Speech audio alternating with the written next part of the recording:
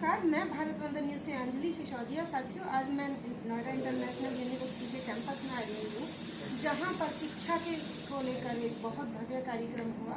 वहाँ पे हमारे यहाँ गौतम बुद्ध नगर के एनसीआर के बड़ी संख्या में स्कूलों के प्रधानाध्यापकों को बुलाया गया और हम आज मैम के साथ हैं जो यहाँ की वाइस चांसलर हैं, डॉक्टर उमा भारद्वाज जी से जानते हैं कार्यक्रम कैसा रहा और कौन कौन मुख्य अतिथि रहे। मैम, बहुत बहुत स्वागत है आपका बहुत भारत वंदन न्यूज़ पर। और आज का कार्यक्रम कैसा रहा मैम, कौन कौन अतिथि है? नमस्कार। आज 22 जुलाई को एक कार्यक्रम हम लोगों ने प्लान किया कि जो नेशनल एजुकेशन पॉलिसी है 2020, उसके लिए हायर एजुकेशन किस तरीके से स्कूलों के साथ अपने आप को मिलकर इसका इम्प्लीमेंटेशन सही तरीके से कैसे किया जा सकता है। इसमें जो आज के चीफ गेस्ट थे वो सीबीएसई के joint secretary doctor Ranveer Singh ji थे और हमारे 150 से ज़्यादा स्कूलों के एनसीआर रीजन के प्रिंसिपल्स ने इसमें पार्टिसिपेट किया है। और उस प्रोग्राम के दौरान ये तय हुआ कि ये आज की मीटिंग आगे भी अब की जाएगी, जिसमें कि एक NEP 2020 बेस्ड कंप्लीट मैपिंग का पूरा प्रोग्राम है कि स्कूल के लिए नोएडा इंटरनेशनल यूनिवर्सिटी कुछ ऐसे ब्रिज कोर्स चलाएगी कि बच्चे के लिए career counselling 11th-12th standard classes शुरू हो जाए कि बच्चा आगे जाके किस एरिया में अपना किस पर्टिकुलर प्रोफेशनल कोर्स करना चाहता है, अपना करियर कहाँ बनाना चाहता है। तो बच्चे को वो गाइडलाइन उसके 12th स्टैंडर्ड से ही मिलनी शुरू हो जाए, रादर 11th स्टैंडर्ड से उसको मिलना शुरू हो जाए कि मुझे आगे जाके क्या करना है, किस विश्वविद्यालय में मुझे जाके एडमिशन लेना है। इसकी रणनीति का आज पूरा तय हो गया है और आगे अभी साल में ऐसी 3 मीटिंग्स होंगी जिसमें कि स्कूल्स के साथ मिलकर नोएडा इंटरनेशनल यूनिवर्सिटी बच्चों की कैरियर काउंसलिंग और कुछ वैल्यू एडेड कोर्सेज के ऊपर काम करेगी। मैम, मुख्य अतिथि का थोड़ा सा उद्बोधन डिलीवर कैसा रहा बताएंगे? आपके सीबीएसई के जो joint secretary doctor Ranveer Singh ji आए थे, वो बहुत खुश थे। उन्होंने कहा नोएडा इंटरनेशनल यूनिवर्सिटी के बारे में मैंने बहुत सुना है, आप लोग बच्चों को प्रैक्टिकल बेस्ड नॉलेज बहुत ज़्यादा दे रहे हैं, उस पर एम्फेसिस भी आप बहुत कर रहे हैं।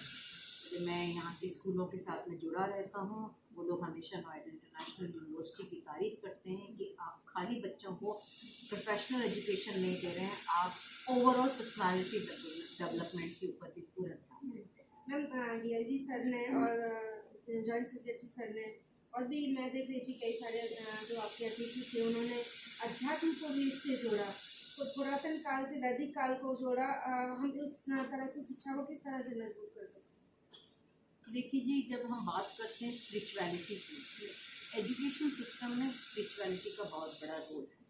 उसी स्पिरिचुअलिटी को सिस्टम के साथ NEP 2020 के अंतर्गत कैसे जोड़ा है, क्योंकि बच्चों को इंटेलेक्चुअली तो हर यूनिवर्सिटी प्रिपेयर करती है, लेकिन स्पिरिचुअलिटी की तरफ सोच थोड़ा कम हो गया है। अभी नई शिक्षा नीति कुछ नई चीज़ नहीं है, जैसा मैंने अपनी स्पीच में भी कहा था कि आप ये बात तक्षशिला समय का यदि एजुकेशन में चला जाए, नालंदा वगैरह, तब भी हमारा स्किल पर फोकस बहुत ज़्यादा रहता था। तब एक प्रॉपर बैलेंस होता था कि आपको एजुकेशन के साथ साथ स्पिरिचुअलिटी, मेडिटेशन, इनके ऊपर बहुत ज़्यादा एम्फेसिस रहता था। उसी चीज़ को हम वैल्यू एडेड कोर्सेज के थ्रू बच्चों के लिए चालू करेंगे और NEP के 2020 के तहत जो कोर्स करिकुला है, जो कोर सब्जेक्ट्स हैं पढ़ने बच्चों के लिए ज़रूरी है, या उनके साथ में इस तरीके के कोर्सेज को ऐड करेंगे कि बच्चे की इंटेलेक्चुअल डेवलपमेंट के साथ में स्पिरिचुअल डेवलपमेंट जरूर। ठीक है, तो ये थी हमारे साथ में NIU की vice chancellor doctor Uma Bhardwaj ji. धन्यवाद मैम भारत वंदन न्यूज़ से जुड़ने के लिए। आज का पर्पस था फ्यूचरिस्टिक एजुकेशन, उसे हमने नेशनल एजुकेशन पॉलिसी 2022 जो 22-23 सेशन से हमें इम्प्लीमेंट करना है, वो secondary education and higher education दोनों के लिए बहुत ज़रूरी है। लेकिन इसके इम्प्लीमेंटेशन, सारा सक्सेस के इम्प्लीमेंटेशन के ऊपर डिपेंड करता है। नोएडा इंटरनेशनल यूनिवर्सिटी ने ये पहला स्टेप लिया कि स्कूल्स के साथ में हायर एजुकेशन का मैपिंग एजुकेशन का कैसा किया जाए NEP 2020 के तहत, जिससे कि जब बच्चा स्कूल से पास होकर यूनिवर्सिटी में एडमिशन के लिए आता है तो उसे एक सही दिशा और डायरेक्शन पता हो, उसे क्या करना है, कौन सा प्रोफेशनल कोर्स का चयन करना है, क्यों करना है, उसका कैरियर उसमें कैसे डेवलप हो सकता है, पूरा career counselling plus Noida international university ने NEP 2020 के तहत ये भी डिसाइड किया है कि कई वैल्यू एडेड कोर्सेज हम शुरू करने जा रहे हैं, उसमें कि स्पिरिचुअलिटी का बहुत बड़ा रोल होगा, क्योंकि इंटेलेक्चुअल डेवलपमेंट तो बच्चों का सभी करते हैं, लेकिन उसमें स्पिरिचुअलिटी का फ्लेवर होना बहुत ज़रूरी है, जो बच्चों को प्रैक्टिकल लाइफ को फेस करने के लिए उन्हें स्ट्रॉन्ग बनाता है। प्लेसमेंट को लेकर बच्चों के मन में सवाल रहता है कि जिस यूनिवर्सिटी में हम जाएँ वहाँ की प्लेसमेंट अच्छी हो, तो नोएडा इंटरनेशनल यूनिवर्सिटी प्लेसमेंट के लिए क्या काम करती है? नोएडा इंटरनेशनल यूनिवर्सिटी में पूरा एक प्लेसमेंट सेल है, पूरा फोकस हमारा प्लेसमेंट पर रहता है। इस साल की मैं बात करूं तो हमारा 83% प्लेसमेंट है। हमारी कोशिश यही है कि हम इसे 100% प्लेसमेंट पे ले जाएं और उन बच्चों को भी कैरियर काउंसलिंग करें जो प्लेसमेंट में इंटरेस्टेड भी नहीं होते हैं, और उस प्लेसमेंट के लिए बच्चों की ग्रूमिंग, बच्चा जब भी नोएडा इंटरनेशनल यूनिवर्सिटी में एडमिशन लेता है उसका फर्स्ट सेमेस्टर से ही कैरियर काउंसलिंग शुरू हो जाती है, इंडस्ट्री लिंकेजेस उनके शुरू हो जाते हैं, उनकी ट्रेनिंग इंडस्ट्रीज़ के साथ में शुरू हो जाती हैं, और इस तरीके से बच्चों की कैरियर काउंसलिंग एडमिशन लेते ही शुरू हो जाता है। तो हमारे लिए ये चीज़ प्लेसमेंट में बहुत हेल्प करती है। तो नोएडा इंटरनेशनल यूनिवर्सिटी इस चीज़ को बहुत फोकस करती है कि सिर्फ डिग्रियाँ, मतलब बच्चा आया, एडमिशन लिया, पास हुआ, डिग्री लेके चला गया, बट हमारा पूरा एम्फेसिस होता है कि बच्चा जब एडमिशन लेता है या तो उसका प्लेसमेंट हो जाए या वो अपना खुद का कोई स्टार्टअप शुरू कर सके, उसके लिए भी नोएडा इंटरनेशनल यूनिवर्सिटी बहुत सपोर्ट देती है, या फिर बच्चा across the globe higher education, further higher education के लिए कहीं जाना चाहे वो उसे जा सके और उसमें सक्सेसफुल रहे। Noida international university research and development के ऊपर बहुत ज़्यादा फोकस करती है। जैसा मैंने अभी अपनी स्पीच में कहा था, एक साल के अंदर अभी 21 पेटेंट्स नोएडा इंटरनेशनल यूनिवर्सिटी ने फाइल किए हैं, जिसमें कि 10 पेटेंट्स हमारे अभी पब्लिश हो गए हैं और 8 पेटेंट अवार्ड हो गए हैं। इस साल की सिर्फ पब्लिकेशन की मैं बात करूं तो 250 से ऊपर के ज़्यादा पब्लिकेशन है जो नोएडा इंटरनेशनल यूनिवर्सिटी ने एक साल में पब्लिश किए हैं, और वो सारे ही इंटरनेशनल जर्नल्स हैं, जैसे कि आपका स्कोपस है, वेब ऑफ साइंस है, SCI है। इस तरीके के पब्लिशिंग हाउस में ही सारे पेपर पब्लिश हुए। हम स्टार्टअप्स के ऊपर बहुत फोकस देते हैं कि बच्चों का स्टार्टअप इनिशिएशन यहाँ पे दिया जाए। उसके लिए हमारा एक CIIE सेंटर है, सेंटर फॉर इनोवेशन एंटरप्रेन्योरशिप। उस सेल को हमने बहुत स्ट्रेंथन किया हुआ है, जिससे कि बच्चों को लाइफ में एक सही दिशा मिल सके। स्कॉलरशिप के लिए क्या है नोएडा इंटरनेशनल यूनिवर्सिटी में, जो फाइनेंशियल कंडीशन जिनकी ठीक नहीं होती उनके लिए क्या है? नोएडा इंटरनेशनल यूनिवर्सिटी मुझे लगता है कि 50% से ज़्यादा बच्चों को ट्यूशन फ़ी के अंदर स्कॉलरशिप वेवर देता है। हमारे यहाँ 40 से ज़्यादा इंटरनेशनल कंट्रीज़ के बच्चे पढ़ते हैं, उनके लिए हमारे यहाँ already merit based scholarship system है। ट्यूशन फी यदि आपका 90% है तो उनका 100% ट्यूशन फी माफ़ हो जाती है। अच्छा। तो इस तरीके की स्कॉलरशिप स्कीम हमारी है जो वेबसाइट में लगी हुई है। बच्चों को नोएडा इंटरनेशनल यूनिवर्सिटी स्कॉलरशिप उनको प्रदान करता है, और जो गरीब बच्चे हैं और पढ़ने में बहुत अच्छे हैं तो उन बच्चों के लिए हमारे अलग प्रोविज़न है कि ट्यूशन फ़ी का हम उन्हें माफ़ कर देते हैं। ठीक, धन्यवाद ma'am.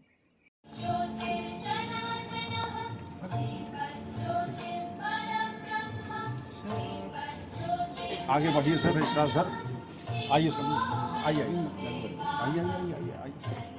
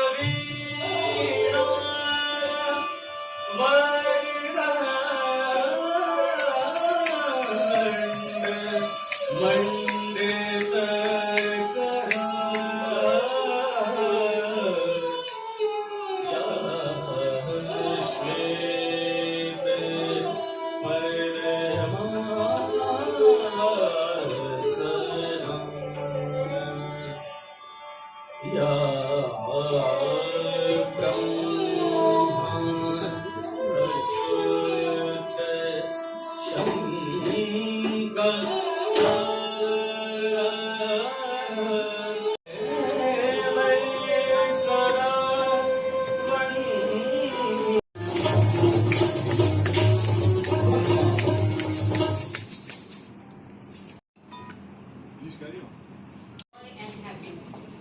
To express all these feelings all together, I am pleased to request Honorable Chancellor Sir, Professor Dr. Vikram Singh, to present a bouquet of welcome to our Honorable Chief Guest, Dr. Ranveer Singh Tomar. Sir, we are greatly honored by your presence in Noida International University.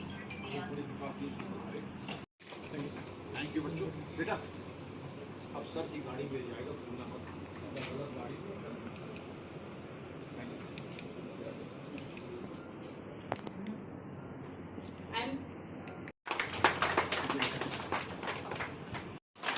I would request Dean School of Liberal Arts, Dr. Aparna Sharma ma'am, to present a token of love and respect to our Honorable Vice Chancellor ma'am. Thank you so much. Result आ गया ना, इसीलिए principal छोड़ नहीं पाया।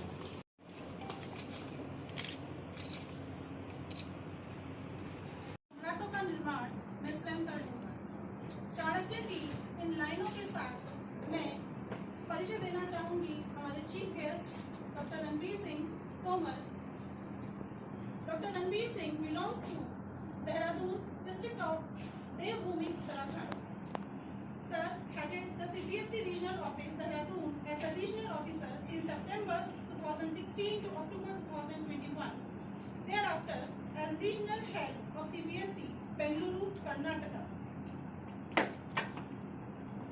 Prior to joining the board, Sir has stayed in other government departments: State Bank of India, CCRAS, Ministry of Health and Family Welfare, Government of India, and Central Footwear Training Institute, Ministry of SSI, Government of India. He firmly believes in hard work and has not left any stone unmoved in the pursuit of CBSE for its commitment towards equity and excellence in imparting quality education. With his undying efforts and potentials, he holds a view that the teacher plays a pivotal role in giving the young minds a shape of humanity, and thus the place of teachers in society is expressed. Being an origin of the hilly area of Uttarakhand, Dr. मेरी तरफ से आप सभी शिक्षकों को, सभी principal, जो भी एजुकेशन सेक्टर से जुड़े लोग, आप सबको सुप्रभात, प्रणाम, नमन। आप सब की ऊर्जा, आप सब की शक्ति से आज अगर मैं भी यहाँ पर हूँ तो ये सब आप ही का आशीर्वाद है। मेरी जन्मदात्री भूमि देवभूमि उत्तराखंड का आशीर्वाद है कि मुझे आज सौभाग्य मिला उस शख्सियत से मिलने का जिनके नजदीक जाने के लिए भी लोगों को सोचना पड़ता है। परम आदरणीय श्रद्धेय श्री विक्रम सिंह साहब, उत्सुकता रहती थी कि वो कभी क्षण आएगा कि जब जो टीवी पे दिखाई देने वाले मजबूत, ऊर्जावान और कठोर और एक प्रशासनिक व्यक्ति और आज भी सेवानिवृत्ति के बाद हम सबको कुछ ना कुछ उस ज्ञान की दिशा देने के लिए हमारे बीच में उपलब्ध हैं, उनसे कभी मिलने का सौभाग्य मिलेगा तो उसके लिए मैं धन्यवाद दूंगा श्री विनोद कुमार साहब नागर जी का, प्रोफेसर विनोद कुमार नागर जी। उन्होंने मुझे कहा कि आप एक दिन आएंगे यहाँ पर और आप सर से मिलेंगे, और मैं साथ साथ धन्यवाद दूंगा मंचासीन सभी श्रेष्ठ जनों का और मैम का कि मुझे जो एक पहाड़ के उस गांव से जहाँ पे की क्लास 6 में AFL की जानकारी मिली, धीरे धीरे जीवन की शुरुआत करते हुए आज आप जैसे प्रबुद्ध जनों के बीच में एक मंच में थोड़ा बहुत बोलने को भी मिल जाता है, तो मैं समझूंगा कि देवभूमि का भी आशीर्वाद है और सब आप शिक्षकों का भी। और ऐसे शख्सियतों के सामने बोलने के लिए मेरे पास बहुत कुछ नहीं, आप बहुत विद्वान लोग हैं, पर मैं ये समझता हूं जो कि केंद्रीय शिक्षा व्यवस्था में काम कर रहा हूं और उस केंद्रीय शिक्षा व्यवस्था में जो कि आज केंद्रीय माध्यमिक शिक्षा बोर्ड जो देश की विद्यालयी शिक्षा को लीड कर रहा है, राष्ट्रीय स्तर पर 30,000 विद्यालयों का बहुत बड़ा परिवार, जिसमें कि करीब 400 विद्यालय हमारे विदेशों में है, राष्ट्रीय शिक्षा नीति के अनुरूप काम करने के लिए अग्रणी भूमिका निभा रहा है, तो मुझे अपनी बात को कहने से यहाँ पर इसलिए मन कर रहा है, हालांकि विद्वानों के बीच में, आप सबके बीच में कुछ ज्यादा ना कहूं, इस बात के लिए भी ध्यान रखूंगा और आपसे कुछ सीख के जाऊं, इस बात का भी ध्यान रखूंगा। मेरी कोशिश रहती कि अपने बड़ों के बीच में, अपने प्रबुद्ध जनों के बीच में कुछ ज्यादा ना कहूं, कुछ सीख के जाऊं, परंतु चूंकि इस व्यवस्था में काम कर रहा हूं तो मैं अपनी यात्रा के साथ साथ अपनी सारी बातों को आपके बीच में रखूंगा, रखना चाहूंगा। राष्ट्रीय शिक्षा नीति और जो ये आज का प्रिंसिपल्स मीट ऑन फ्यूचरिस्टिक्स एजुकेशन, भविष्य की शिक्षा क्या हो, इस पर बात करने के लिए और आप सब लोग अपना अमूल्य समय देकर आए। आज 12वीं का क्लास 12th का CBSE का रिजल्ट भी आज संभव है, प्रिंसिपल्स लोग आज सब अपने रिजल्ट एनालिसिस में बिजी होंगे। मुझे नोएडा इलाहाबाद से लेकर और देहरादून से लेकर यहाँ परिक्षेत्र की पूरी जानकारी भी है, करीब करीब सभी स्कूल्स को जानता भी, पर मेरा ये कहना है कि जब तक हम इस जो एक स्कूल एजुकेशन में और हायर एजुकेशन में जो गैप है उसको कम नहीं करेंगे, तो जो हमारा स्कूल एजुकेशन से जो छात्र हमारा क्लास 12th पढ़ के आगे जाता है, हायर एजुकेशन में किसी प्रोफेशनल एजुकेशन में, टेक्निकल एजुकेशन में जाता है, उसके वो कंफर्ट जोन देने के लिए, उस एक शांतिपूर्ण, उसके संतोषजनक स्थिति में उस हायर एजुकेशन के उस पायदान में पहुंचाकर उसको बहुत जल्दी उस सिस्टम में रमने के लिए हमें कुछ इसमें थोड़ा सा योगदान करना पड़ेगा। मेरा हायर एजुकेशन के सभी मजबूत स्तंभधारी व्यक्ति मंचासीन लोगों से अनुरोध है कि जितने भी यूनिवर्सिटी और जब भी आप किसी आयोजन में, UGC के आयोजन में बैठे तो इस तरह की व्यवस्था हम बनाएं जो कि NEP कहती है, तो उसी हिसाब से हम उन बच्चों को वो संतोषजनक स्थिति वहां पर लेके देने की बात करें जहां पर कि वो पहुंच रहे हैं हायर एजुकेशन में। चूंकि एक घर से बाहर जब बच्चा निकलता है तो उसको बहुत कुछ अपने लिए, परिवार से दूर जाता है, उसके आंसू भी निकलते हैं, परिवार से दूर जाता है उसको थोड़ा सा दुख भी होता है, और फिर वो हायर एजुकेशन में जाकर वहां पर हमारे बहुत सारे कुछ लोगों के बीच में कुछ चीजों को फेस करता है, तो उससे फिर वो थोड़ा सा दुखी होता है, परेशान होता है। तो वो कंफर्ट जोन के लिए मेरा अनुरोध है कि उस कंफर्ट जोन को दिला पाना हमारी एक बहुत बड़ी उपलब्धि होगी, और शायद NEP का ये सबसे बड़ा एक हमारा उद्देश्य भी सफल होगा कि हम इस काम को कर पाएंगे। मैं शिक्षा व्यवस्था से अलग थोड़ा सा आपसे बात करना चाहूंगा, अगर सर की परमिशन हो तो मैं प्लीज। हम पूरी इस व्यवस्था के कायनात का 4 युगों के कालखंड की बात करते हैं। सतयुग 17,28,000 वर्ष के इस पीरियड का, त्रेता 12,96,000 वर्ष के उस पूरे समय कालखंड का, और द्वापर 8,64,000 वर्षों के, और फिर अब कलयुग जिसमें हम लोग 4,32,000 साल का पूरा कालखंड, और अभी तक मात्र 5,200 वर्ष ही बीते हैं। दृश्य और परिदृश्य और पूरा सब कुछ आपके सामने, मेरे सामने। मुझे नहीं लगता कि ये 4 वर्ष काटना भी बड़ा मुश्किल है। लगता है भगवान जी को कोई संसद बैठानी पड़ेगी और इसको प्रीपोन करके उसके कालखंड को कम करना पड़ेगा, जो हालात अभी ना नारी शक्ति का आदर, ना इंसानियत का आदर, ना हम इस बात को सोचते कि जो विश्वास भगवान ने दिया इस जन्म देकर, सबसे श्रेष्ठ जन्म देकर इंसान के तौर पर, उस विश्वास को हम क्यों तोड़ें, किस लिए तोड़ें? अब टूट रहा है तो उस टूटने पर क्यों हम चिंतन मंथन नहीं करते, उस पर हम कभी सोचते नहीं। आज हम सब इस आउटर वर्ल्ड पे घूम रहे हैं। 3 साल का बच्चा पूरे मोबाइल का ऑपरेशन जानता है। मैं आपके बीच में बोलना चाहूंगा कि मैं तो उस व्यवस्था से हूं। मेरे पास ना तो कोई डेबिट कार्ड है आज की तारीख में, ना कोई क्रेडिट कार्ड, ना कोई ऑनलाइन सिस्टम को जानता हूं। मेरा ऑनलाइन सिस्टम और डेबिट और क्रेडिट कार्ड एक ही है, उस परमात्मा का, कि मैं जहां पे हूं, जहां पे रहूं, वहां पे बेहतर काम करूं।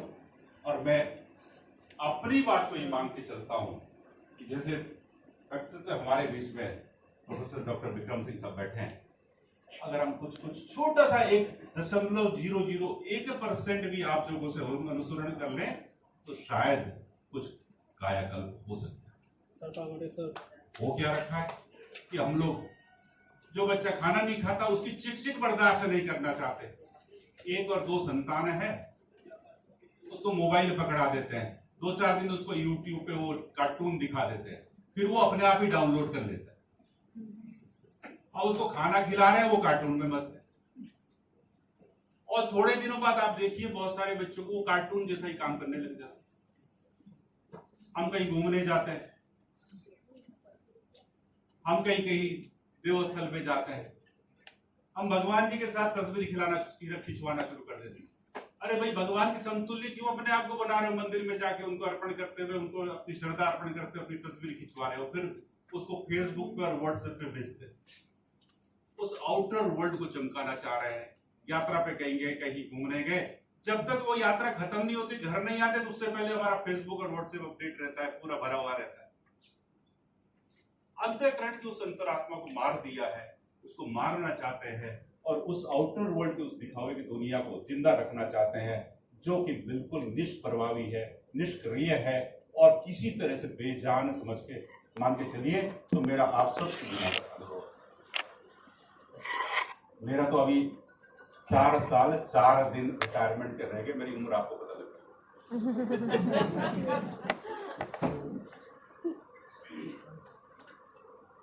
26 जुलाई को 56 साल उम्र हो जाएगी। आने वाला समय, प्रभु कितने दिन इस धरती पे सांसें दिए हैं वो तो उन्हीं का निर्धारण है। पर अगर आप 2 साल का 2.5 साल का कालखंड कोरोना का देखेंगे,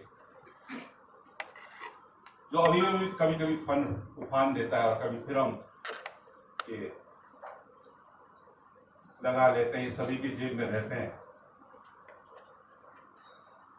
जो कि हमारे खेत खलिहानों में जब फसल निकलती थी और उसको जब हम उसको निकालते थे तो उसके लिए बैलों के लगाते थे कि वो फसल पे दांत न मार दे, उस फसल को खराब न कर दे। आज इंसानों को 102 साल बाद फिर से लगाना पड़ रहा है, और उस अदृश्य शक्ति ने हमें घरों में बैठने को मजबूर कर दिया। उस अदृश्य शक्ति ने पता नहीं किसके किन लोगों को खोया है।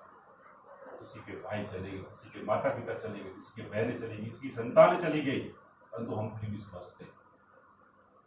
प्रातः काल से ही हम उठते हैं तो अपने मुंह से लेकर अपने मलमूत्र तक का जो त्याग करते हैं, धुलाने का, गंदगी का, सारा कुछ त्याग करते हैं, उस धरती माँ पे समर्पित करते हैं, और वो हमें फिर भी कुछ नहीं कहती। कहीं बम डाल रहे हैं, कहीं रशिया और यूक्रेन का जो युद्ध हो रहा है उसमें, उसको समझिए, और कहीं हम धरती को चीरते हैं, बड़ी बड़ी बिल्डिंगें बनाते हैं, और उसके बावजूद भी वो हमें जीने के लिए सारा संसाधन देती है, फल फूल से लेकर हमें अनाज देती है। अब उन सब चीजों को अगर सोचेंगे तो शायद राष्ट्रीय शिक्षा नीति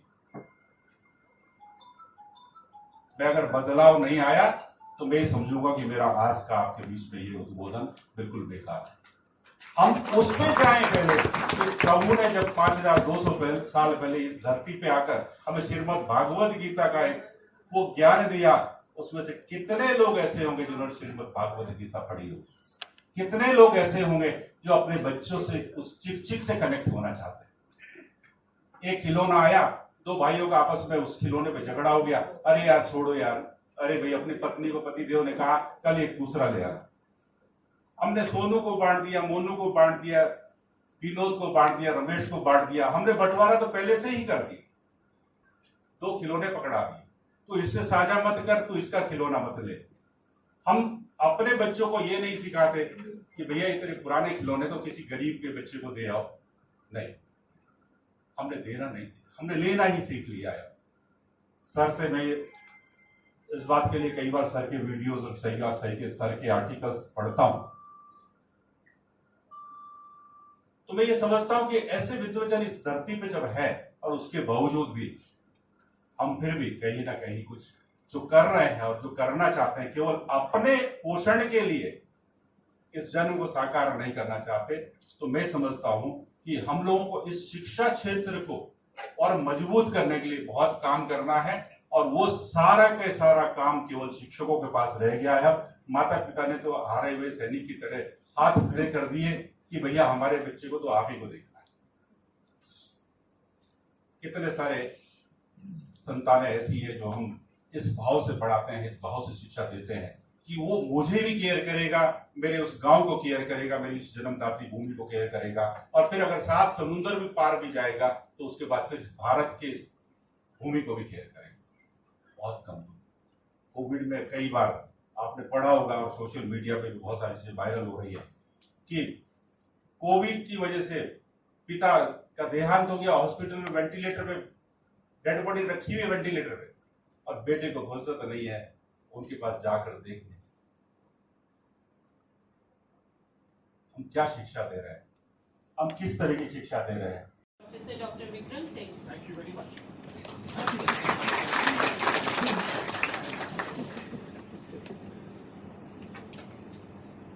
परम सम्मानित आदरणीय रणबीर सिंह तोमर जी,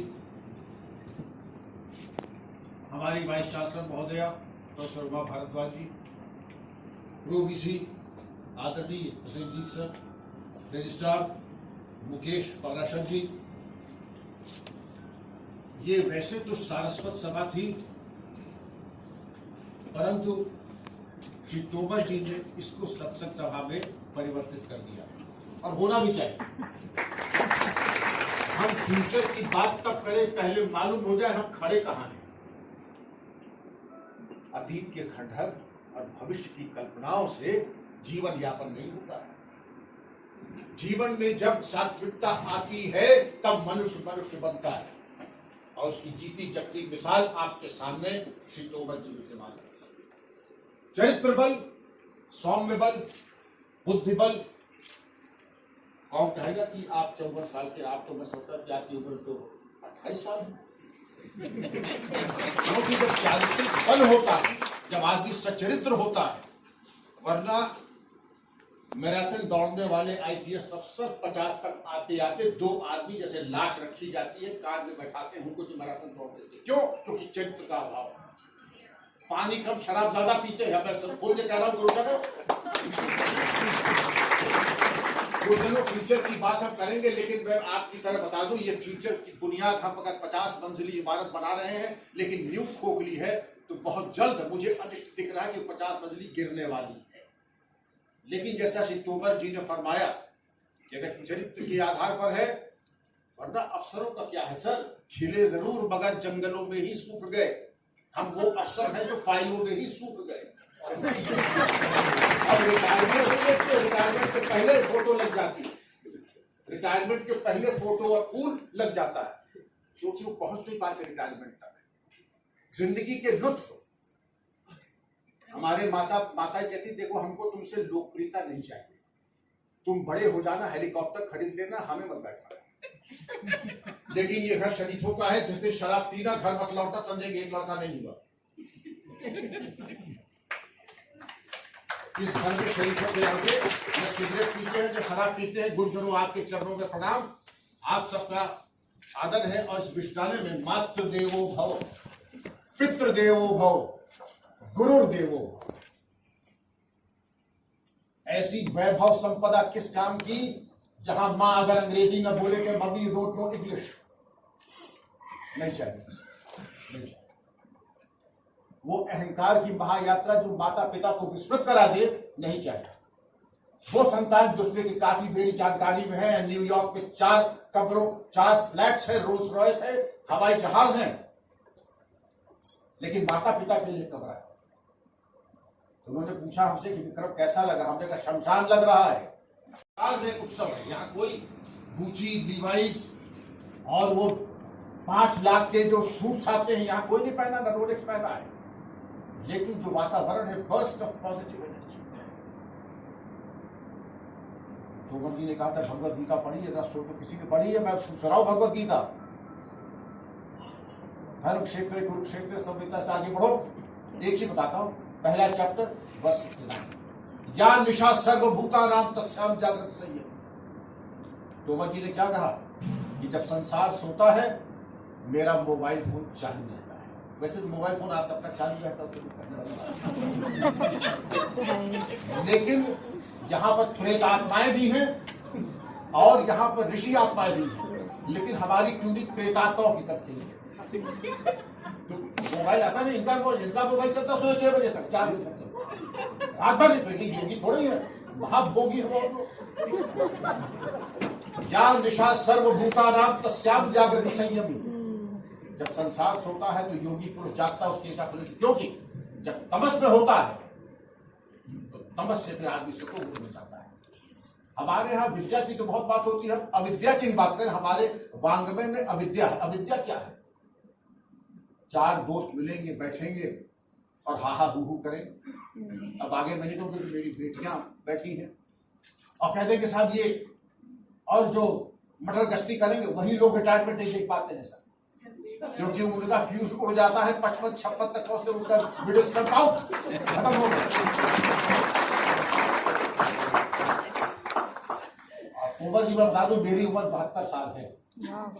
मैं हर उसमें जाता हूँ, कहता हूँ सबसे फिट यहाँ पर आ जाओ, हम लोग पुशअप करते हैं, जो हमारे पास पुशअप लगा लेगा 5,000 रुपए डाल दूंगा। नागर तुम बड़े यहाँ को खड़े हो जाओ। तो गुरुजनों देखिए, यहाँ पर आपके अनुरूप, यहाँ वीर भूमि की सभ्यता के अनुरूप शिक्षा होती है। जो शौक हमारे माता पिता ने, तुम लोग और तुम लोग को चेहरे पे हवाइयां हो रही, हम लोग को 2 कॉस्मेटिक्स अलाउड थे सर। तो सबसे घटिया साबुन आता है लाइफ बॉय, एक सर वो कॉस्मेटिक अलाउड था सर, और एक कड़वा तेल। इसके अलावा मजा नहीं, वो कुटुंबस हो जाती थी, तो लगाओगे पाउडर लगाओगे। तो गुरुजनों, कड़वा तेल, लाइफ बॉय साबुन। अब तो बच्चे जो है शौचालय प्रसाधन करके लाइफ बॉय इस्तेमाल नहीं करेंगे, अमेरिकन हो जाएगा। संस्कार, किफायतशाली, मेहनत और वक्त की पाबंदी।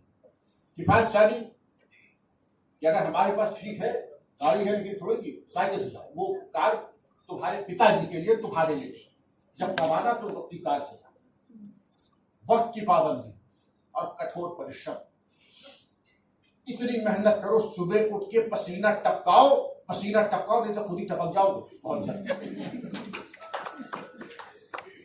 गुरुजनों, आपको जान के खुशी होगी कि आपके कैंपस में बच्चियां ज्यादा है। प्रत्यक्ष के प्रमाण हमारे बीसी मैम को देखे, जहां की अध्यक्षा इतनी सौम्य, इतनी विदुषी, इतनी सर्वगुण संपन्न हो, तो वहां तो मंगल ही मंगल, कल्याण ही कल्याण होना है। आप देख सकते हैं कि हमारे यहाँ अनुशासन को सर्वोच्च प्राथमिकता दी गई है। हमारे यहाँ पॉलिसी ऑफ 0 टच, कोई पुरुष महिला को स्पर्श नहीं कर सकता। अगर स्पर्श किया तो गेट के बाहर, सवाल जवाब बाद में होगा, जिसको सर कहते हैं शूट फर्स्ट अपॉलोजाइज लेटर। ये campus zero tolerance to alcohol, tobacco, तंबाकू, खैनी, शराब, इसका कोई स्थान नहीं है। ये ना आप सेवन कर सकते हैं ना इसके कोई व्यवस्था है। तो जो सुख हमारे माता पिता, हमारे गुरुजनों ने, हमने ईश्वर को नहीं देखा, ईश्वर के अपने माता पिता, अपने गुरुजनों को देखा। तुम लोग की जो रीड ओनली मेमोरी, आज पढ़ा शाम को पूछो नदारत, इसमें कोई भी मेरे उम्र के आसपास नहीं है, बल्कि जब मैंने जो चीजें पढ़ी थी, क्योंकि हमारे गुरुजन वाकई थे, उसने जो सिखाया आज भी मेरे डीएनए में। पीरियोडिक टेबल किसने पढ़ा? केमिस्ट्री पढ़ा किसी? यस, बताओ डेफिनेशन क्या पीरियोडिक टेबल? अब याद नहीं है। याद नहीं ना? The physical and chemical properties of elements are the periodic functions of their atomic numbers. और तुम्हारी पैदाइश के साथ तुम्हारे पिताजी की पैदाइश में पढ़ा होगा, मैं भूल नहीं सकता हूँ। और किसने का केमिस्ट्री पढ़ी? मैडम आप हमारी मुझे याद हुई कुछ, लेकिन मैं एक उदाहरण दे रहा हूँ। एटॉमिक स्ट्रक्चर किसने पढ़ा है? और ये 36 साल आईपीसी क्रिमिनल करने के बाद मैं इसे बता रहा हूँ। अब सबके चेहरे पे हवाई और नहीं, कहीं आसान हो रही है। एटॉमिक स्ट्रक्चर बताया भाई, 4 क्वांटम नंबर्स क्या हैं? नहीं याद रहेगा भी कैसे? क्योंकि मोबाइल फोन जो बीच में आ गया, मोबाइल फोन जो बीच में आ गया है, ये जीवन में आपको वहां ले जाता है जहां आपको जाना है, उस तरफ ले जाता है जो कभी कुछ मिलना नहीं, वहां पर ले जाता है मृग मरीचिका के पास जहां कुछ प्राप्त नहीं होना है। निष्प्राण, निस्तेज और नपुंसक। मैं बार बार ये लतीफा सुनाता हूं सर कि एक गांव में एक मेला आया, ऐसे वीर भूखे लोग, बड़े सीधे सरल लोग, और उस मेले में एक कंप्यूटर लगा, मोबाइल का बड़ा रूप, और लड़कों से all the time sitting on news channels like Aaj Tak, BBC and everywhere. Oh, I'm a big fan of him. That decision I'll give you later whether I'm going to join a university or not, but at least I will have a chance to interact with such a personality who is a role model to me. Although I'm not in police, but most of my actions are like police oriented. I cannot help it. That's the way I'm disciplined. How you become disciplined in life? Your parents play a very important role. If I am disciplined, although I am convent educated, do not have much flavor of the villages and all, but I am well acquainted with all those conditions, what the students are going through the villages. That is what the sanskar I got from my childhood, from my parents, that when you used to move out of the room, you were supposed to switch off the fans and ACs and everything. And that is the culture we got. The moment I get up from my office, I like to switch it off. One day I asked my father, mom, the dad is so miser that we have to, puts the light off. My mother said, no, it's not the miserness. You are saving energy for the country. Yes. So that is what the attitude should be. Do not think. Today my daughter, she teaches me, even if the tap is on for half a second, she'll teach me, don't waste water. My daughter has seen right from the childhood how much I was dedicated towards my parents, towards my in-laws, towards everybody. This is what the culture she's got. That mom, I'm the only child, and I've decided that I'm not going to go and settle abroad because I have seen the whole family, all your brothers, sisters are settled abroad. And when Nana Nani were going through the last phase of their life, you were the only there to take care of them. Although they were all there on the ways, to come. So this is what the sanskar we got. We all brothers, sisters are so united today that neither the position, the money, nothing comes in between. Even our spouses are not a part of that conversation. We talk twice a week for 2 hours regularly. We do not involve their spouses, children. This is what the education system should be. When we talk about the National Education Policy 2020, that is the whole purpose of having this principal meet today, the gap which the higher education institutions have with the secondary education. Today we call it a NEP 2020. If you go way back to Takshila education, the system is the same. Now we are reviving back the same system. When we talk about the education system of our country, the culture is so rich. It was already there. If we say that this is what we are copying the system of the West, which is absolutely wrong. The system was already there in our country, but it was missing for a number of X, Y, and Z reasons. But now that system is again coming back. What we want to do, I really want to announce to all of you that this meet is just not only for today. This meet, I would like to do it very regularly, the meeting with the secondary education, mapping, the complete mapping of the secondary education with the higher education institution. So when the child pass out the school, they get an adaptability shock when they come to the higher education. I just want to announce this, that we are interested in running a bridge course for your 11th, 12th student, which can map the higher education, value-added courses.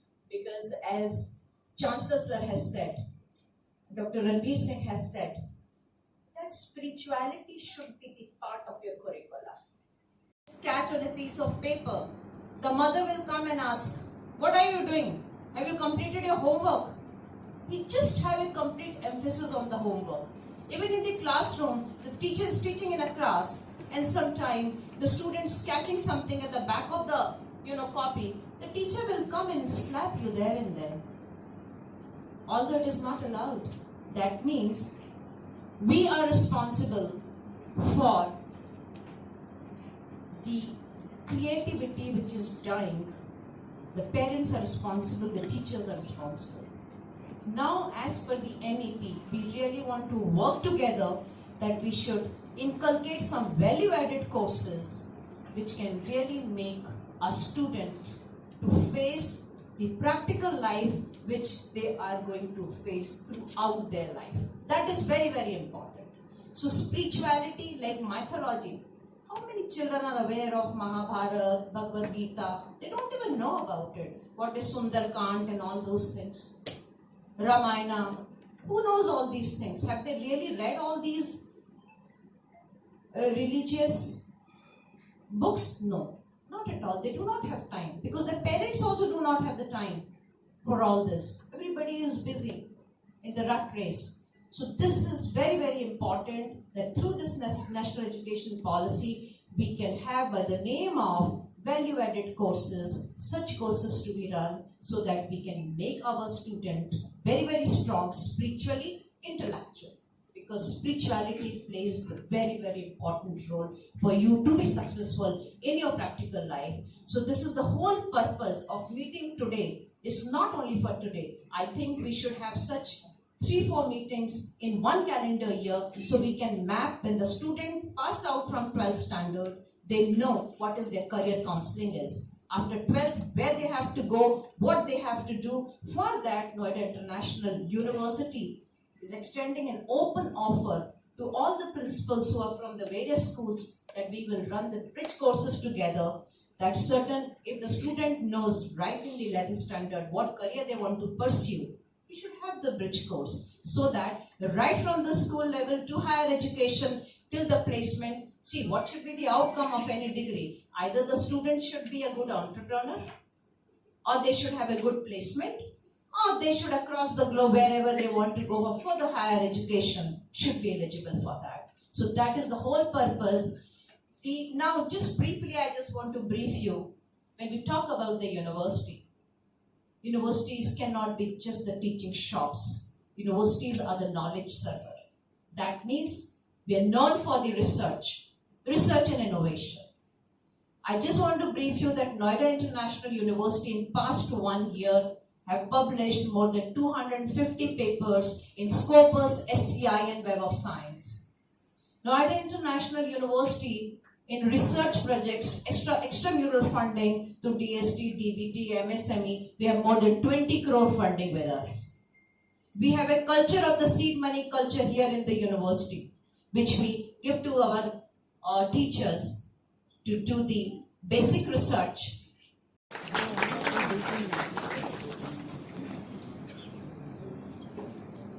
मंचा Singh, Noida विश्वविद्यालय, chancellor, vice chancellor, registrar and आज के इस कार्यक्रम के मुख्य अतिथि CBSE के joint director doctor Ranveer Singh ji, मेरे सभी नोएडा इंटरनेशनल यूनिवर्सिटी के साथीगण, विभिन्न विद्यालयों से पधारे प्राचार्य, प्रतिनिधि प्राचार्य एवं शिक्षकगण, सर्वप्रथम इस सभा के अंतर्गत में आपका नोएडा इंटरनेशनल विश्वविद्यालय की तरफ से हार्दिक अभिनंदन और स्वागत। आज के इस कार्यक्रम का मुख्य उद्देश्य शिक्षा जगत के अंतर्गत उन विभिन्न आयामों की चर्चा करना है जिसके अंतर्गत हम अपने भविष्यात्मक शिक्षा के आयाम निर्धारित कर सकते हैं, उनको अपने उद्देश्य तक पहुंचा सकते हैं। कार्यक्रम की पदों के अंतर्गत चलते हुए मैं अपने विचारों के अंतर्गत यदि फ्यूचरिस्टिक एजुकेशन या भविष्यात्मक शिक्षा को संवारने, सजाने और अग्रसर करने की अगर मैं कोशिश करता हूं तो मैं समझ पाता हूं कि हमारा फ्यूचर, हमारा पास्ट और हमारा वर्तमान निर्धारित करता है। शिक्षा के क्षेत्र में बेसिक, माध्यमिक, सीनियर सेकेंडरी एंड विश्वविद्यालय हायर एजुकेशन जिसको हम कहते हैं, ये सभी अपना अपना योगदान देते हुए फ्यूचर एजुकेशन की तरफ अपना विभिन्न स्तर पर योगदान देते हुए एक रचनात्मक तरीके से किसी व्यक्तित्व का निर्माण करते हैं, व्यावसायिक और व्यक्तिगत। यदि हम फ्यूचर एजुकेशन की तरफ बात करते हैं, जिसके लिए आज हम यहाँ संगठित हैं, एकत्रित हैं, अपने विचारों का आदान प्रदान एक दूसरे के माध्यम से कर रहे हैं, मैं समझता हूं कि जिस प्रकार से अपने विभिन्न अनुभव डॉक्टर रणवीर सिंह जी के द्वारा प्रस्तुत किए गए, जो कि हमारे माध्यमिक शिक्षा के अग्रणी विचारों के रूप में हमारे साथ प्रस्तुत हुए। मूल्यप्रक शिक्षा एक मुख्य आयाम है। निसंदेह आज की शिक्षा पद्धति के अंतर्गत व्यावसायिक शिक्षा के ऊपर बहुत जोर दिया जा रहा है, परंतु इसका एक दुष्परिणाम ये भी है कि हम व्यक्तित्व निर्माण को कहीं पीछे छोड़ते हुए जा रहे हैं। यदि हम सभी अपनी एजुकेशन सिस्टम को 20 साल पीछे की तरफ देखने की कोशिश करते हैं तो पाते हैं कि उस समय पर सामाजिक, पारिवारिक और व्यक्तित्व केंद्रित शिक्षा अधिक होती थी। आज केवल व्यक्तित्व केंद्रित शिक्षा ज्यादा होगी। स्कूल्स अपना रोल प्ले कर रहे हैं, परंतु व्यावसायिक रूप के अंतर्गत मैं भी कहीं किसी प्रकार से किन्हीं स्कूलों से जुड़ा हुआ हूं। आज के अगर स्कूल के अंतर्गत हिंदी की हम बात करते हैं तो हिंदी के व्याकरण और मात्राओं का ज्ञान बच्चों को किस प्रकार से दिया जा रहा है, ये बहुत ही दुष्परिणाम है। बच्चों को छोटी ई की मात्रा, बड़ी की मात्रा का शब्द ज्ञान नहीं। पीटपटा से और बड़े से के अंतर्गत किसी प्रकार का भी कोई अंतर नजर नहीं आता है, क्योंकि वो सब चीजें कंप्यूटराइज कर दी गई। ये सब हमारी फ्यूचर एजुकेशन की तरफ संकेत कर रही हैं कि हमारी फ्यूचर एजुकेशन जा कहां रही है, किस प्रकार से जा रही है। इन सबको अगर हमें वास्तव में सोच विचार के अंतर्गत लाना है तो हमें अपने बेसिक शिक्षा, तो हम बात आज एक व्यावसायिक शिक्षा की कर रहे हैं। स्कूल के अंतर्गत यदि हम किसी प्रकार के कार्यक्रम की आयोजना या उसका आयोजन किसी प्रकार से मूल्य परक के अंतर्गत करने की कोशिश करते हैं तो इंटरेस्ट कम हो जाता है, क्योंकि परिवार की तरफ से, शिक्षकों की तरफ से एक फोकस डेविएट होता हुआ जा रहा है। इंडिविजुअलिटी क्या है उसको फोकस किया जा रहा है, व्यक्तित्व क्या है इसको पीछे छोड़ा जा रहा है। यदि हम इस चीज को महसूस करते हैं, मैंने अपने लाइफ में बहुत सारे ऐसे एग्जांपल्स देखे हैं जो पीएचडी होल्डर होकर भी अनएम्प्लॉयमेंट बैठे हुए हैं, क्योंकि जब वो इंटरव्यू देने जाते हैं तो उनकी dignitaries, teachers and students, some of us there also. I am privileged to be here to express my views with all of you. Thank you very much. School or principal, you are giving the shape to the growing child, and as a university, we are just giving the face to that grown-up child. As doctor, as engineer or as a professional. Now we need to mix everything with each other from the school level to university level. What I observe, when students are studying in the school, especially nowadays, इससे पहले क्या होता था, बच्चे को पता होता था, मेरे टाइम में, आपके टाइम तक भी हमको पता होता था, हमारे बड़े लोगों से पता होता था कि हम जब यूनिवर्सिटी में जाएंगे, कॉलेज में जाएंगे, तो हमको क्या पढ़ना है, कैसे पढ़ना है, जिनको पढ़ना है उनको कैसे पढ़ना है, जिनको नहीं पढ़ना है उनको कैसे नहीं पढ़ना है, सारी चीज़ें हमको पहले से पता होती हैं. But now things are keeping change.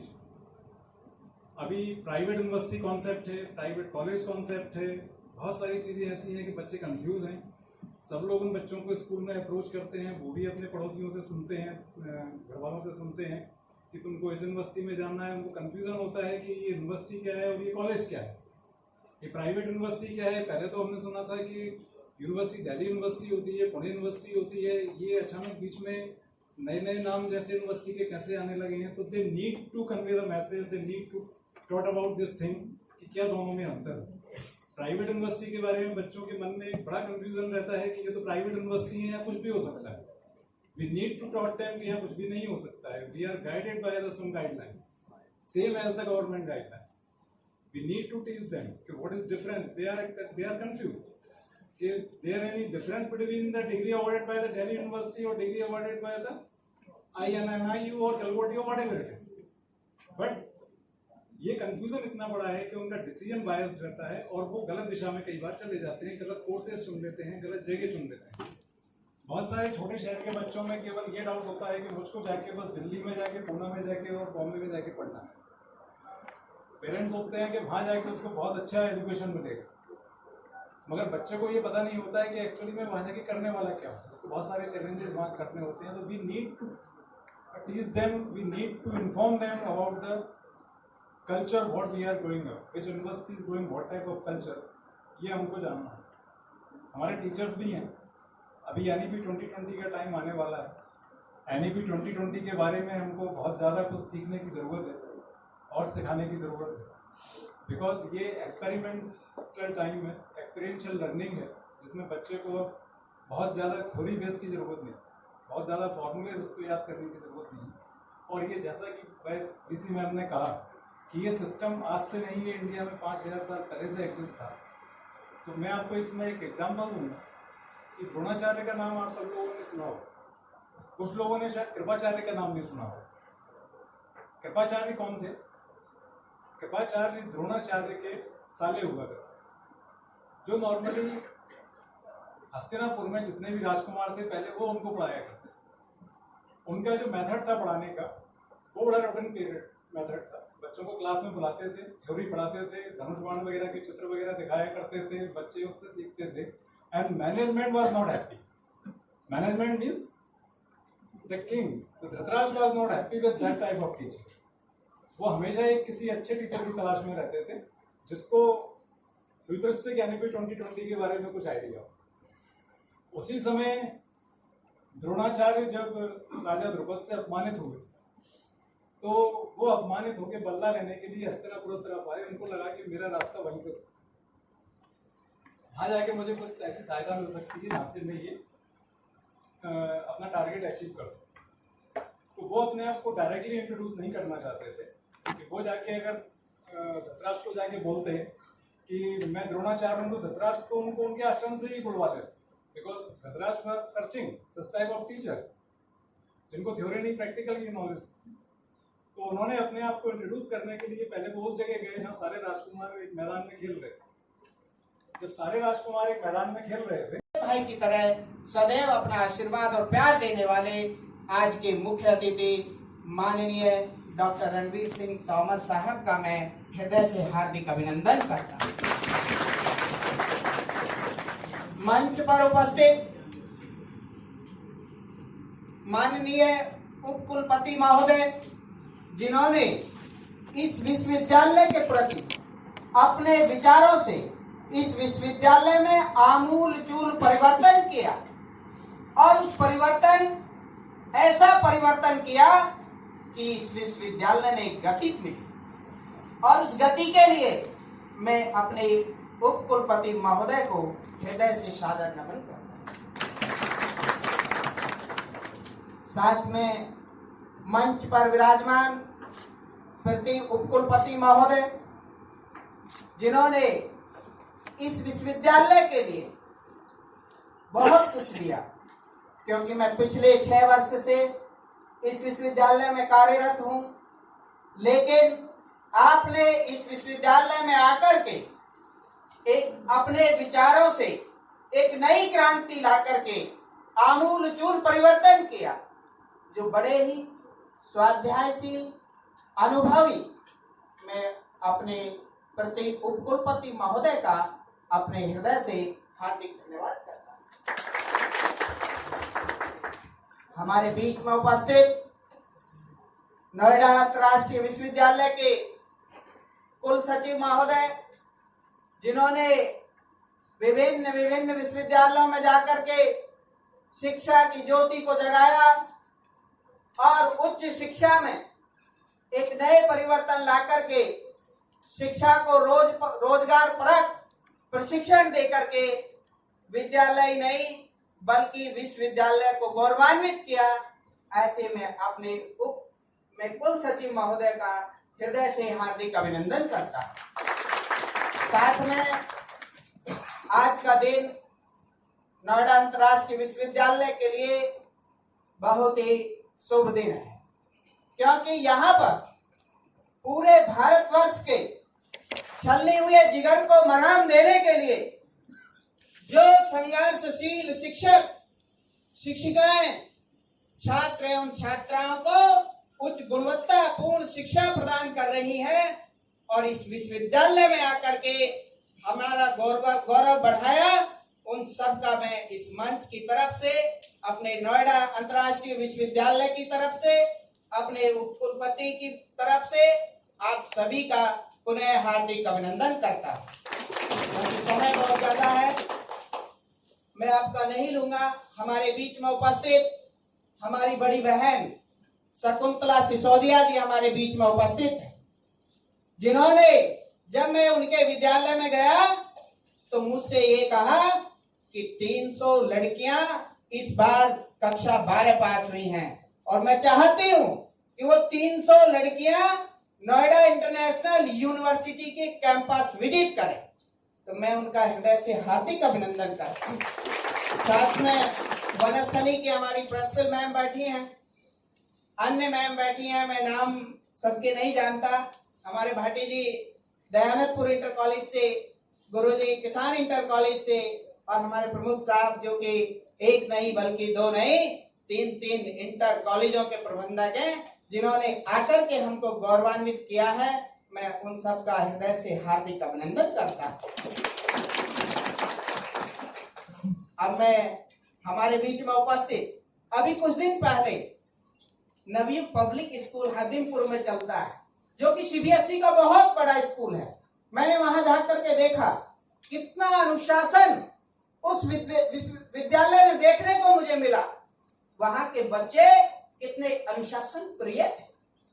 वहां देखकर के मैंने मैडम से कहा कि मेरी कुछ छात्राएं जिन्होंने बीएड नोएडा इंटरनेशनल यूनिवर्सिटी से किया है, आप आकर के हमारे यहाँ उनका इंटरव्यू कीजिए। वो आए मेरे कहने पर, उन्होंने इंटरव्यू किया, 18 बच्चों को वहां सेलेक्ट। हमारे बीच में उपस्थित एचआर इंटरनेशनल स्कूल नोएडा से, कुलेसरा से हमारी बड़ी बहन कीर्ति चंदेला जी हमारे बीच में उपस्थित है। मैं इनके विद्यालय में कई बार गया और उस वहां के विद्यालय में जाकर के उन नन्हे मुन्ने बच्चे और वहां के इंटर कॉलेज के छात्र एवं छात्राओं का जब मैंने देखा, उनको जांचा, उनको परखा, तो शिक्षा की एक अलग एक नई ज्योति मुझे वहां देखने को मिली। तो हमारे बीच में और भी अधिक बड़े से बड़े मीरगंज इंटर कॉलेज से आदरणीय महेश भाटी जी और अन्य तमाम विद्यालयों के यहाँ पर प्रबंधक एवं प्रधानाचार्य जी मौजूद हैं। मैं उन सभी का अपने नोएडा इंटरनेशनल यूनिवर्सिटी की तरफ से, अपने स्कूल ऑफ एजुकेशन विभाग की तरफ से आप सभी का इस पावन पवित्र परिसर सभागार कक्ष में पुनः आप सबका हार्दिक अभिनंदन करता हूँ। अब मैं बुलाना चाहूंगा अपनी बहन शकुंतला सिसोदिया जी को कि वो भी अपने मुखार बिंदों से हम सबको गौरवान्वित करें। धन्यवाद नागर जी। चाची हमारे CBSE बोर्ड के जॉइंट सेक्रेटरी हमारे बड़े भाई रंजीत तोमर जी और इस विश्वविद्यालय के चेयरपर्सन विक्रम सिंह जी, इतना बड़ा मजबूती के साथ चरित्र भरा हुआ है और जिन्होंने अपने पूरे अनुभव हमें बचपन से लेकर अब तक सुनाए। हमारे तोमर जी जिन्होंने इतने ऊंचे पद पर होने के बाद भी और पूरे अनुभवों के साथ आपको और हमको ये सारी बातें बताई कि हमें अपनी मातृभाषा, मातृभूमि और जो भी हमारी अपनी है उससे कभी गुरेज नहीं करना चाहिए और हमें उसका सम्मान करना चाहिए। और आप सब लोग जानते भी हैं और हम और आप सभी लोग उसी समय से गुजरे हैं कि हमारे माता पिताओं ने आपको और हमको एक घड़े की तरह पीट पीट करके इस स्थान पर पहुंचाया, एक सुंदर सुराही बना करके। तो मैं तो आप लोगों से बस यही एक निवेदन भी करूंगी और एडवाइस भी दूंगी कि यदि हमें इंटर क्लास के बाद और माध्यमिक शिक्षा के बाद में अपने बच्चों का चरित्र निर्माण करने के लिए अगर अवसर मिलता है और हमारी बच्चे सलाह लेते हैं तो नोएडा इंटरनेशनल यूनिवर्सिटी को कभी मत भूलना। यह कोई बनावटी बात नहीं है, कोई ये इसमें हमारा और आपका कोई लालच नहीं है।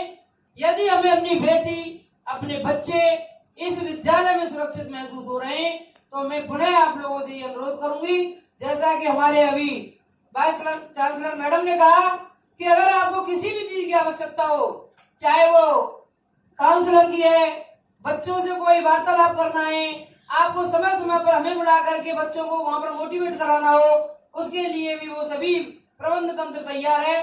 तो हम ऐसे मौकों के लिए भी उन सभी लोगों को सादर आमंत्रित करते रहें और उन लोगों का आशीर्वाद लेते रहें, एडवाइस लेते रहें, क्योंकि आज के माता पिता विद्यालय के प्रिंसिपल और टीचरों पर ही डिपेंड हैं। जब विद्यालय में आकर के हमारे पेरेंट्स कहते हैं कि मैडम मेरा बच्चा मेरी बात नहीं मान रहा, वह सिर्फ आपकी बात मानता है, सिर्फ आप ही कर सकती हैं जो कुछ भी कर सकती हैं। तो इतनी बड़ी जिम्मेदारी जब हमारे पेरेंट्स ने हमको दे दी तो हमारा भी कर्तव्य बनता है कि उनके बच्चों को जितना भी हमसे संभव, लोग बहुत दूर दूर से आए हुए हैं कि हमसे जो कुछ भी हो सके बच्चों के चरित्र निर्माण के लिए, उनकी गाइडलाइन के लिए, और हमारी यूनिवर्सिटी हमारे साथ है। इससे ज्यादा और हमको क्या मिल सकता है? विक्रम सर हमारे साथ हैं, तोमर सर हमारे साथ हैं, मैम हमारे साथ हैं, तो इससे ज्यादा और हमें और क्या अचीवमेंट हो सकता है? पूरे मैं अपने यूनिवर्सिटी के प्रबंधक महोदय और सभी चांसलर सर, रजिस्ट्रार सर, सबका बहुत बहुत धन्यवाद करूंगी कि जिन्होंने हम सभी प्रधानाचार्यों को इस लायक समझ करके आज सभागार में बुला करके सभी के मन की बात को कहा है। और पुनः ऐसे आयोजन आप कराते रहें और विद्यालय भी आयोजन करा करके आप लोगों को बुलाते रहें। इसी प्रकार से हम सबका मिलना जुलना होता रहेगा और हमारे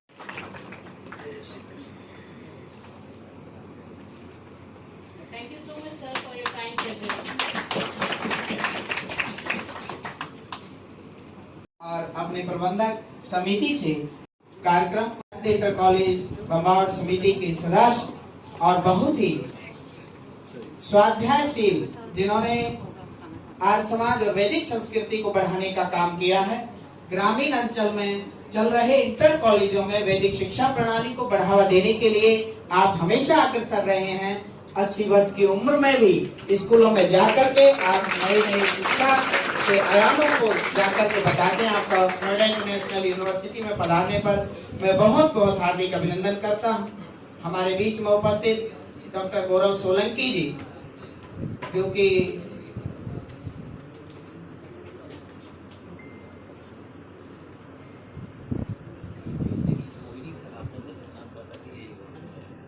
आप बहुत अच्छे एक शिक्षक के रूप में अपनी भूमिका निभा रहे हैं। मैं आपका बहुत बहुत हार्दिक अभिनंदन करता हूँ कि आप नोएडा इंटरनेशनल यूनिवर्सिटी में आ भी रहे हैं। तो आपका बहुत बहुत हार्दिक अभिनंदन है। एसडी कन्या इंटर कॉलेज से हमारे बीच में प्रिंसिपल महोदय उपस्थित हैं। मैं आमंत्रित करना चाहूंगा कि वो भी आए।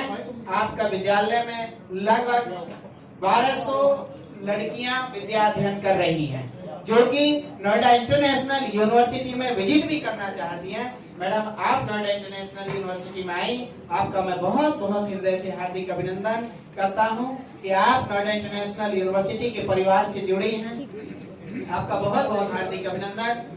अब मैं आमंत्रित करना चाहूंगा हमारे बीच में कासना से राठी जी करता हूं, हमारे बीच में उपस्थित मोहम्मद आरिफ खान जी, जो कि प्यावली आदर्श इंटर कॉलेज से हैं। आपका बहुत बहुत हार्दिक अभिनंदन। हमारे बीच में उपस्थित हुए, आपने अपना समय दिया, आपका हार्दिक अभिनंदन है। हमारे बीच में उपस्थित विकास बैसोया जी, आपका मैं हृदय से हार्दिक अभिनंदन करता हूं कि आप नोएडा इंटरनेशनल यूनिवर्सिटी में पधारे और हमेशा आप नोएडा इंटरनेशनल यूनिवर्सिटी में आपने LLM भी किया और इस यूनिवर्सिटी से आप जुड़े रहे हैं। आपका मैं हृदय से हार्दिक अभिनंदन करता हूं कि आप यूनिवर्सिटी में आए, यूनिवर्सिटी में पधारता हूं कि आप शिक्षा जगत से जुड़े हैं।